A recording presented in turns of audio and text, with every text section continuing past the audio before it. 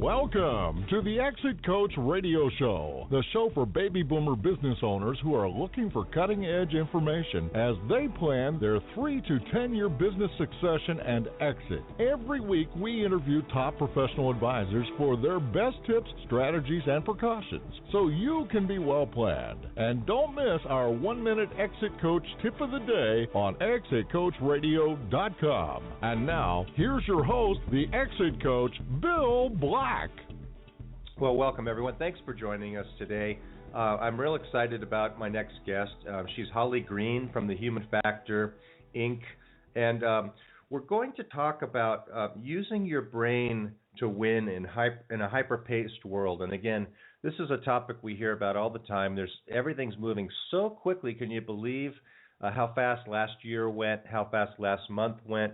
Any reason to think it's not going to happen any faster than it has been? I don't think so. So we're going to talk about how to use your brain to win in a hyper-paced world. Holly, welcome to the show, and thanks for joining us. Thank you so much for having me. My pleasure. Thanks so much. The Human Factor, Inc., it's an interesting name for a company. Tell us about your background and how you started the Human Factor, Inc. Certainly. I have a bit of a schizophrenic background. I've done a lot of different things. I worked for some of the world's best companies, including everyone from the Coca-Cola Company to AT&T to Dell Computer. And after a lot of years in the big corporate world and having all sorts of research and resources right at my fingertips, decided that I could best serve others and help them be successful if I kind of went out and formed a company that really was focused on that. So my educational background spans across everything from a BA in BS, which is actually behavioral sciences. Okay. A master's of science degree in organization development, and then I've continued postgraduate work in neurophysiology. So I'm most fascinated and enthralled by how does our brain work at work? How do we really learn to take advantage of and leverage the fact that we're not logical, rational creatures? And although we constantly expect that from others, we almost never get that. And so how do we take advantage of that? And how do we learn from all the other sectors out there, everything from elite military teams to Olympic athletes to top NFL referees? And I have the pleasure of working with a lot of those kinds of groups as well. And how can we apply what they do to truly be elite into the business and nonprofit sector, since that's where most of us are going to spend more of our life than anything else we do. That's fascinating. And it seems like we expect, as a species, we expect so much. I mean, we're the only species I can think of that expects so much of itself and then disappoints itself when it can't deliver those, and it's constantly striving to meet expectations, sometimes that are just almost seemingly beyond what we're capable of. So it sounds like you've had an interesting background in that. Yeah, you don't see many. You don't see many deer out in the field like, well, I'm really disappointed with the way things are going today. I expected that I would have beat the other deer across the field, and I just didn't. Which they don't put that on themselves. Why do we do that? Isn't that funny? It is a fascinating thing, and I've never really quite looked at it through that lens, but that's a really good one, I think. Listen, our deepest and most core instinct is to win. It's what drives survival. It's what drives so much of what we do each and every single day. And, oftentimes we have this definition of winning that means other people have to lose. And certainly if we look at sports and some other sectors, that would be the case. It doesn't have to be the case at work. It doesn't have to be the case in our individual and personal lives either. And so winning can mean, the high tide rises all boats. I'm a really big believer there's more than enough to go around for all of us. And so it's how we define winning, how focused we are on it, and how we make sure that we're structuring all of our time and attention to really move towards it each and every moment. It's incredible. I mean, it can be exhausting. I mean, you say that winning's not important, but I've had a sales career a lot of my life, and it's vitally important. It's no fun to go home and say, well, I almost got the deal. I mean, that doesn't cut it for very long. and my apologies. Winning is absolutely critical. It is our core instinct. It is what drives us. It's just that winning doesn't have to mean other people lose. right? So it's all about Right. how we define winning and how we move towards it. So winning is absolutely critical, and I don't think at work we take enough advantage of that. We don't, for instance, most days define it with specificity. People show up in an organization, whether it's 5 people or 5,000 people, and everybody walks in with their own definition. So everybody's running a race. Everybody's working really hard, but they're all working on various things that maybe don't align. You know, if you use a sports metaphor, it's like some people are at a Little League park, some people are swimming in the pool, and other people are at the football stadium. Right? Mm-hmm. Good point. And, you know, I just had a guest on that had recently traveled to Burma and that area of the country, of the world, and he said he gets back into the back country and people are existing for their daily bread kind of thing. They're just existing. It's a whole different type of a thing. So this is a game that we've created that we're willingly playing in our little culture here. And so what are some of the toughest issues facing today's business leaders that you've identified? Well, I would say I think the greatest challenge today is unlearning. And that probably sounds fairly counterintuitive to most people, but really the world is changing so fast that what got us to this place is not going to necessarily serve us well tomorrow and next week and next year. But because of the way we're constructed as creatures and the way that the best we know today our brain works, we really dig what we already know. We like what we're familiar with. It brings us a great sense of comfort. And so we like doing the same things over and over. We like sticking with, well, that's the way we've always done it here. That's the way people in our industry do it, kinds of things. And the ability to unlearn periodically, to be able to refresh or question some of those things has become an imperative. And, you know, I could go through a very, very long list of the 87% of the Fortune 500 that are out of business since 1967. And the churn on that list is going to continue to get faster and higher as we see the rate of change continue to increase. You know, doing it the same way is not going to necessarily serve you well. And in fact, likely is not going to serve you well. Well, and I think a point there is that it used to be if you learned something new and did something new in your business, let's say it's a new marketing technique, it might serve you well for a period of 5 or 10 years. These days, you are constantly under pressure to keep up with some of the new technologies that are coming up because it's happening. It's not every 5 years. It's every 6 months there's something new coming up that you better be on top of in some way, shape, or form. And so the pressure's mounting with technology. Would you agree? Yes, and technology is the key enabler of this pace and this speed that we're operating at pretty ineffectively today, quite frankly, in most regards.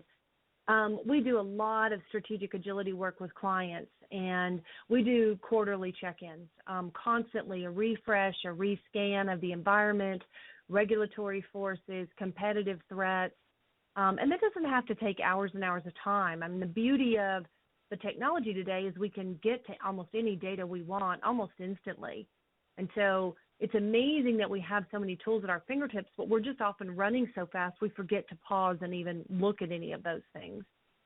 Yeah, it's that incredible speed of access and movement of information these days. It's created a lot of expectations. Again, the movement of information being it used to be you would send a letter to someone and wait for their reply, and you know, boy, then the fax machine came along, and man, we can move a letter quickly now. We can move it across the country in a matter of seconds.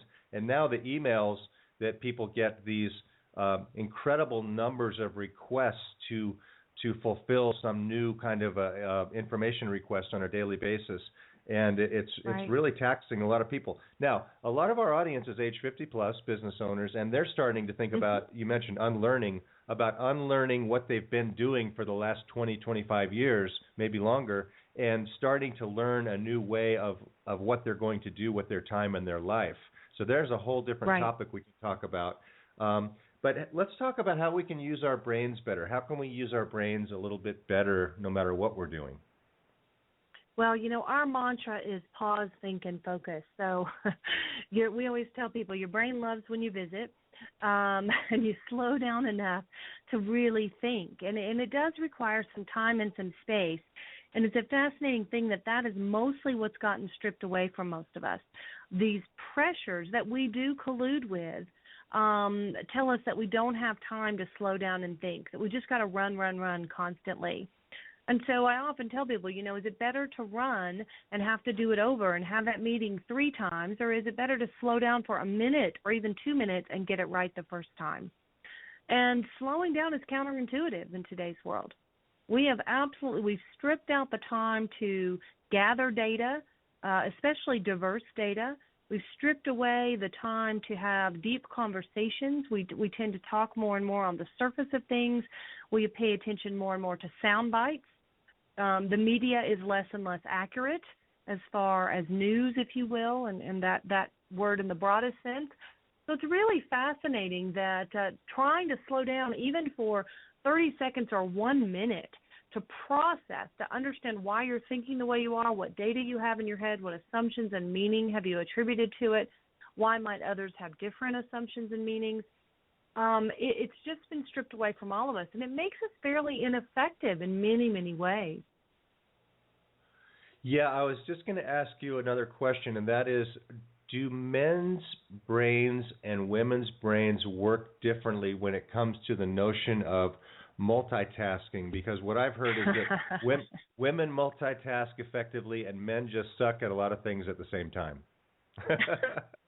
Because I would probably love to believe that one, but now you would that know. Is one of you the studied top, the brain.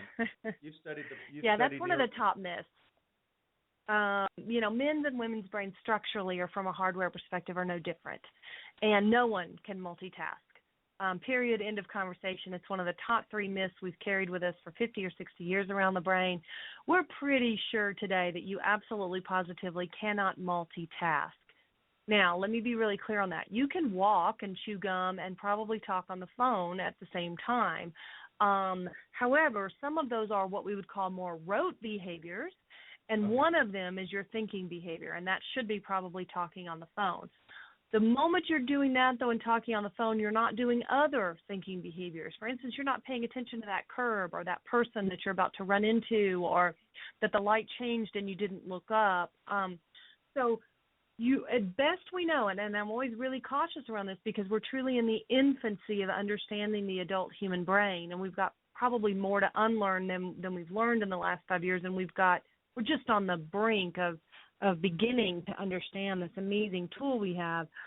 So you can do rote activities, multiple rote, walk on a treadmill, etc. But you can only do one thinking activity at a time. And what happens when you're trying to do 2 thinking activities at a time is you're just switching back and forth. That's all. And there is a price that we pay in the switching. There is a cost to that switching, and it's time. And it's efficacy as well. So the best way to kind of demonstrate this is if you play any sort of computer games, or if you engage in something like Lumosity or any of our brain-building tools that are widely available to people today, you try and play a game where you have to pay attention and focus and do something. And what you realize is if your emails are blinking in the background and someone's trying to talk to you, et cetera, you score incredibly low on those games compared to when you're focused. And it's such an obvious indicator of how we're not able to do multiple thinking tasks at a time.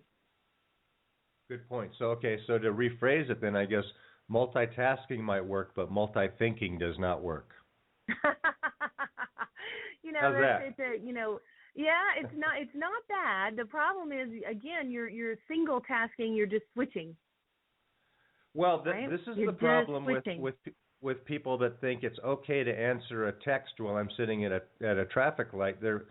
Anything can happen when you're driving, right? I mean, you think you're just looking away for a second, but your brain can fool with you in that way, and a second can turn into 20 seconds, and anything can happen in 20 seconds. Well, even 3 seconds, if we think about it, right? I mean, it's and the problem with driving, and it is one of the greatest examples today, and something that behavioral scientists overall are deeply concerned about. Driving is what we call an overlearned activity. So a couple of things play into that. Number one, you've got typically by the time you're our age, the audience age, and I certainly resemble that. You've spent a lot of hours doing it. You think you're better at doing it than you actually are, which is a very interesting notion in and of itself. And you don't realize how complex the activity is. It feels comfortable. It feels almost like rote. And so you begin to treat it that way. And that's why people think they can text while they drive, or even talking hands-free on a phone is something we absolutely recommend against while you drive. You shouldn't do it. You cannot do the two tasks. You're really in an unpredictable environment, and you should be paying full attention. So we all know that. Now, let's talk about a single tip that you want to make sure everybody gets. I think one quick, simple thing that we often start by helping people understand is, spend the first 3 minutes of your day to pause and think about what's going to get you. First of all, what is your definition of winning? Define it with specificity, and what in that day, and the day ahead, is going to get you closer to it. It is the best possible time management tool, prioritization tool you could ever possibly have. And, just listening to your previous show and the person talking about that before is absolutely right. Being able to focus on what's most important to you and to get that clear in your head first is critical to you being effective and successful. And then reforming what we call a belief bubble, or just a bubble in your head, that time is more important than anything else. And I'm talking about 3 minutes. You don't have to stare at your navel for hours. It's 3 minutes to really say, of what I do today, what is going to matter a year from now? What is going to get me closer to winning? What can I focus on that will really make a difference? So really resetting your image clock, your belief clock, and thinking positively about outcomes. And a lot of people get up and they start worrying right away, and so that can have a lot of impact on the rest of your day. Yes, no question about it. Listen, as an adult human, we are better at proving ourselves right than any other single thing we do. We constantly seek to prove ourselves right. It is the filter we use in which to screen in and screen out the data that's presented to us, and we speak about it and focus on it constantly. If you layer that on top of the notion that our brain does not discern positive and negative in many ways, for instance, if I tell you, oh gosh, don't make a mistake on that, whatever you do, don't make a mistake, what your brain registers is make a mistake. Right? If I say right now, don't think of a pink elephant, no matter what you do, don't think about a pink elephant. What are you thinking about? Pink elephant. I mean, you just described my golf game. Don't hit it in the sand trap. Don't hit it in the sand trap. And so what do? You hit it in the sand trap. Your brain is so insanely powerful, but it's also got these kind of weak points to it, right? So you want to focus always on what you want. Measure what you want, not what you don't want. Focus on what you want, measure on what you want, think about what you want. And it's amazing how your proving yourself right clicks into play instantaneously and instinctually to move you towards that. Doesn't mean you won't have problems or glitches, don't get me wrong. Great stuff. It really comes down to understanding the instrument that we call our brain. And you have a couple books that you've written. One of them is called More Than a Minute, Being an Effective Leader and Manager in Today's Changing World, and also Using Your Brain to Win. And our listeners can go to www.morethanAminute.com to access that both of those books and learn more about you. Is that right? Absolutely. Well, it's just been fascinating talking with you. The problem with some of these interviews is they just go by too quickly. This is certainly one of those. and I would love to have you back on the show at some point and talk more about this, about some specific tips, especially as I alluded to, the unlearning of going to the office every day and the relearning of how to create a significant life as you transition your worlds from being a known commodity, the business, to what your life's going to be about next. So, Holly, thank you so much for joining us today. It's been a real pleasure talking with you. You're most welcome, and thank you. I'm happy to share. And our website does have dozens of free tools and different things that people can access and use. So I encourage everyone to take advantage of that. Again, that's morethanAminute.com.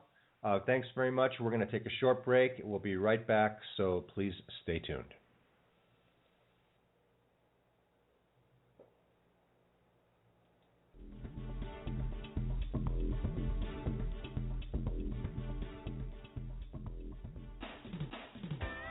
You're listening to one of many shows on ExitCoachRadio.com. We're interviewing advisors, authors, and thought leaders for their best tips, ideas, and precautions so you can be well planned. If you'd like to be a guest on any of our shows, go to guest.exitcoachradio.com. ExitCoachRadio.com. Come listen for a minute.